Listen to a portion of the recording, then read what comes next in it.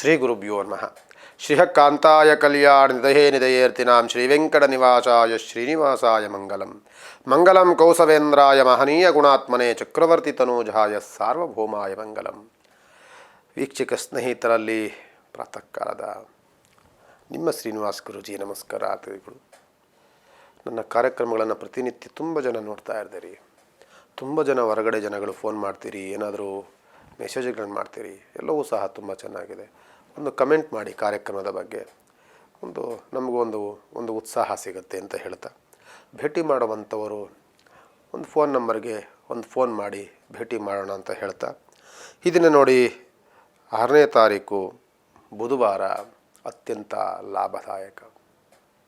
ಮೇಷರಾಶಿಯವರಿಗಂತೂ ಈ ದಿನ ತುಂಬ ಲಾಭ ಮಾಡ್ತದೆ.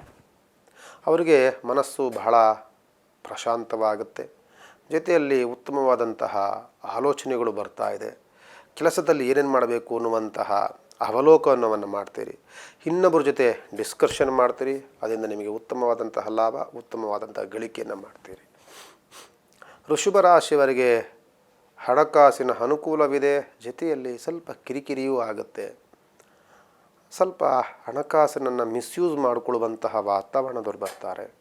ಸ್ವಲ್ಪ ಜಾಗ್ರತೆ. ಕೆಲಸ ಮಾಡುವಂತಹ ಜಾಗದಲ್ಲೂ ಸಹ ಸುಮ್ಮನೆ ಕಿರಿಕಿರಿಯನ್ನು ಸೃಷ್ಟಿ ಮಾಡ್ತಾರೆ. ಸ್ವಲ್ಪ ಜಾಗ್ರತೆಯನ್ನು ವಹಿಸಿ. ಹೊಸ ಕೆಲಸಗಳನ್ನು ಆಗಮನ ಮಾಡುವುದನ್ನು ಬೇಡ, ನಾಳೆ ದಿನ ನೋಡೋಣ ಅನ್ನುವಂತಹ ವಾತಾವರಣ ಬೆಳೆಸ್ಕೊಳ್ಳಿ. ಈ ದಿನ ಬೇಡ. ಇಲ್ಲಾಂದರೆ ಸಣ್ಣ ಪುಟ್ಟ ಕಿರಿಕಿರಿಗಳನ್ನು ಆಗಬಹುದು ಈ ದಿನ ವೃಷಭ ರಾಶಿಯವರಿಗೆ. ಬೆಳಗ್ಗೆ ಎದ್ದ ತಕ್ಷಣವೇ ಲಕ್ಷ್ಮೀನಾರಾಯಣ ಪ್ರಾರ್ಥನೆ ಮಾಡಿಕೊಂಡು ಕೆಲಸಗಳಿಗೆ ನೀವು ಹೋಗಿ ಆ ಕೆಲಸದಲ್ಲಿ ಅನುಕೂಲತೆಗಳನ್ನು ನೋಡ್ತೀರಿ. ಮಿಥುನ ರಾಶಿಯವರಿಗೆ ಎಲ್ಲವೂ ಚೆನ್ನಾಗಿದೆ. ಆದರೂ ಸಹ ಒಂದು ಗೊಂದಲಮಯವಿದೆ. ಯಾಕೆಂದರೆ ಶ್ರಮಕ್ಕೆ ತಕ್ಕಂತಹ ಫಲಗಳು ಸಿಗ್ತಿಲ್ಲ. ಕೈ ತುಂಬ ಕೆಲಸ ಇದೆ. ವ್ಯವಹಾರಗಳಲ್ಲಿ ಸುತ್ತಾಟ ತುಂಬ ಕೈ ತುಂಬ ನಡೀತಾ ಇದೆ. ಆದರೆ ಬರಬೇಕಾಗಿರುವಂಥ ಹಣಗಳು ಬರ್ತಾ ಇಲ್ಲ. ಹಣದಲ್ಲಿ ಗೊಂದಲಗಳು. ಸ್ವಲ್ಪ ನಿಮಗೆ ಕೇಳೋಕ್ಕೆ ಹೋದಾಗ ನೈಸಾಗಿ ನಿಮ್ಮನ್ನು ಮಾತನಾಡಿ ಕಳಿಸ್ತಾರೆ ಹೊರತು ವ್ಯವಹಾರಗಳನ್ನು ಮಾಡ್ತಾ ಇಲ್ಲ. ಸ್ವಲ್ಪ ವ್ಯವಹಾರದಲ್ಲಿ ಸ್ವಲ್ಪ ವಿಳಂಬ, ಅಡೆತಡೆಗಳು. ಹಣಕಾಸಿನ ವಿಚಾರದಲ್ಲಿ ಸ್ವಲ್ಪ ಬೇಸರ ನಿಮಗಿದೆ. ಅದನ್ನು ಬಿಟ್ಟರೆ ಕೆಲಸದಲ್ಲಿ ತೃಪ್ತಿ ಇದೆ, ಕೆಲಸದಲ್ಲಿ ಲಾಭ ಇದೆ, ಎಲ್ಲವೂ ಸಹ ಇರುತ್ತೆ. ಇದಕ್ಕೇನು ಮಾಡಬೇಕು ಅಂದರೆ ಸ್ವಲ್ಪ ಕುಬೇರ ಪ್ರಾರ್ಥನೆ ಮಾಡಿಕೊಂಡ್ರೆ ಅನುಕೂಲವಾಗುತ್ತೆ. ಕರ್ಕಾಟಕ ರಾಶಿಯವರಿಗೆ ಆರೋಗ್ಯದಲ್ಲಿ ಚೇತರಿಕೆ, ವ್ಯವಹಾರದಲ್ಲಿ ಪ್ರಗತಿ, ಕುಟುಂಬದಲ್ಲಿ ಶುಭ ಕಾರ್ಯಗಳ ಚಿಂತನೆ, ಕೋರ್ಟು ಕಚೇರಿಗಳಿದ್ದರೆ ಜಯದ ವಾತಾವರಣ, ಹೊಸ ಕೆಲಸಗಳ ಆಗಮನಗಳು ಇವೆಲ್ಲವೂ ಸಹ ಇರುತ್ತೆ. ನಂತರದಲ್ಲಿ ಸಿಂಹರಾಶಿಯವರಿಗೆ ಹೋಟೆಲ್ ಬಿಸ್ನೆಸ್ ಮಾಡುವಂಥವ್ರು ಉತ್ತಮವಾದಂತಹ ಲಾಭದಾಯಕ. ಜೊತೆಯಲ್ಲಿ ಲಿಕ್ಕರ್ ಬಿಸ್ನೆಸ್ಸು, ಜೊತೆಯಲ್ಲಿ ಕಾಂಡಿಮೆಂಟ್ಸ್, ಇವರೆಲ್ಲರಿಗೂ ಸಹ ಉತ್ತಮವಾದಂತಹ ಲಾಭ ಗಳಿಸುವಂತಹ ಸಿಂಹರಾಶಿಯವರಿಗೆ ಅನುಕೂಲವಿದೆ.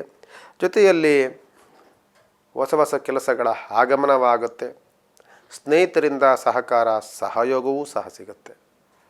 ನಂತರದಲ್ಲಿ ಕನ್ಯಾ ರಾಶಿಯವರಿಗೆ ಶುಭ ಕಾರ್ಯಗಳ ಚಿಂತನೆ, ಹೊಸ ಕೆಲಸಗಳ ಆಗಮನ, ಕೆಲಸ ಬದಲಾವಣೆ ಮಾಡುವಂಥ ಚಿಂತನೆಗಳನ್ನು ಮಾಡ್ತಿರ್ತೀರಿ. ಅದು ನಿಮಗೆ ಉತ್ತಮವಾದಂಥ ದಿನವಾಗುತ್ತೆ. ನಿಮ್ಮ ಕೆಲಸಗಳ ಸ್ಥಳ ಬದಲಾವಣೆ, ಮನೆ ಬದಲಾವಣೆಗಳು, ಜಾಗ ಬದಲಾವಣೆಗಳು ನಿಮಗೆ ಲಾಭದಾಯಕ ಮಾಡುತ್ತೆ.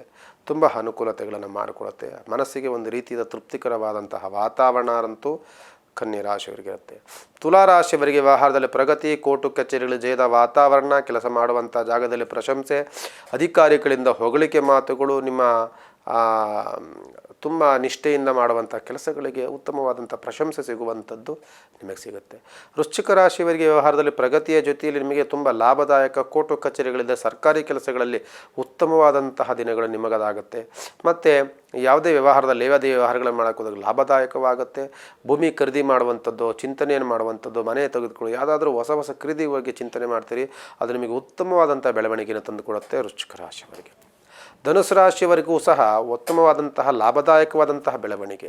ಓದುವಂಥ ಮಕ್ಕಳಿಗಲ್ಲದೆ ಯಾವುದಾದ್ರೂ ಬಿಸ್ನೆಸ್ ಮಾಡುವಂಥವರಿಗೆ ಹೊಸ ಕೆಲಸಗಳ ಆಗಮನಗಳು, ಹೊಸ ಕೆಲಸಗಳ ಚಿಂತನೆಗಳು, ಎಲ್ಲದರಲ್ಲೂ ಪ್ರಗತಿಯನ್ನು ಕಾಣ್ತಾ ಇರ್ತೀರಿ. ಮನಸ್ಸಿಗಂತೂ ಏನು ಪ್ರಯತ್ನ ಪಟ್ಟರೂ ಸಹ ಲಾಭದಾಯಕ ಮತ್ತು ಪ್ರಶಂಸೆ ಸಿಗುವಂತಹ ವಾತಾವರಣ ನಿಮ್ಮದಾಗಿರುತ್ತೆ.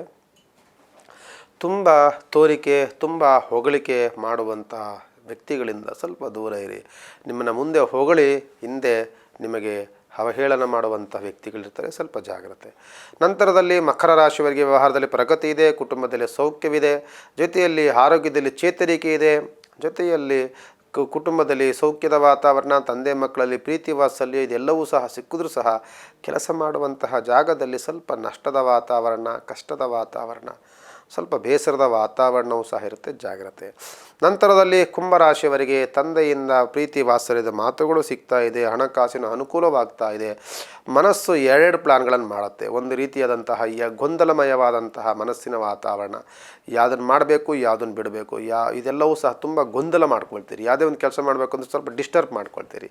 ಅದರಿಂದ ಏಕಾಗ್ರತೆ, ಯಾವುದಾದ್ರು ಮಾಡಬೇಕಾದ್ರೆ ಒಂದು ಪ್ಲಾನ್ ಮಾಡ್ಕೊಂಡು ಮಾಡಿ ಅನುಕೂಲವಾಗುತ್ತೆ. ಇಲ್ಲವಾದಲ್ಲಿ ಸುಮ್ಮನೆ ಗೊಂದಲಮಯ ಮಾಡಿಕೊಂಡು ಕೋಪವನ್ನು ಜಾಸ್ತಿ ಮಾಡ್ಕೊಳ್ತೀರಿ, ಸ್ವಲ್ಪ ಜಾಗ್ರತೆ ವಹಿಸಿ ಅಂತ ಹೇಳ್ತಾ, ಮೀನರಾಶಿಯವರೆಗೂ ಸಹ ವ್ಯವಹಾರದಲ್ಲಿ ಪ್ರಗತಿ ಇದೆ, ಕುಟುಂಬದಲ್ಲಿ ಸೌಖ್ಯ ಇದೆ. ನಾನು ಒಂದ್ಸಲ ಫಸ್ಟೇ ಹೇಳಿದೆ ಮೊನ್ನೆನೋ, ಈ ತಿಂಗಳುಗಳ ಕಾಲ ಪೂರ್ಣವಾಗಿ ಭೂಮಿ ವಿಚಾರವನ್ನು ನೀವು ಮಾಡೋಕ್ಕೋಗಬೇಡಿ. ಮನೆಯನ್ನು ಕಟ್ಟುವಂಥದ್ದು, ಮನೆಯನ್ನು ತೆಗೆದುಕೊಳ್ಳುವಂಥದ್ದು, ಭೂಮಿ ಖರೀದಿ ಮಾಡುವಂಥದ್ದು, ಇದೆಲ್ಲವೂ ಸಹ ಈ ತಿಂಗಳು ನಿಮಗೆ ಒಳ್ಳೆಯದನ್ನು ಮಾಡೋದಿಲ್ಲ. ಏನು ಮಾಡೋಕ್ಕೋದ್ರೆ ಕಿರಿಕಿರಿ ಮಾಡುತ್ತೆ, ನಷ್ಟವನ್ನು ಮಾಡುತ್ತೆ, ಸುಮ್ಮನೆ ಸಮಸ್ಯೆಯನ್ನು ತಂದು ಒಡ್ಡುತ್ತೆ. ಅದರಿಂದ ಸ್ವಲ್ಪ ಅದನ್ನು ಮುಂದಿನ ತಿಂಗಳಿಗೆ ಪೋಸ್ಟ್ಪೋನ್ ಮಾಡಿಕೊಂಡು ಇದನ್ನು ಏನು ಮಾಡಬೇಕು ಅಂತಂದರೆ, ಏನೇ ಕೆಲಸಗಳಿದ್ರೂ ಸಹ ಒಂದು ರೀತಿಯಾದಂಥ ನಡ್ಕೊಂಡು ಹೋಗ್ಬೇಕು. ಇದು ಕೆಲಸ ನಡೀತಾ ಇದೆ, ಅದು ಹೋಗ್ಬೇಕಷ್ಟೇ, ಅದನ್ನು ಮಾಡ್ಕೋಬೇಕು.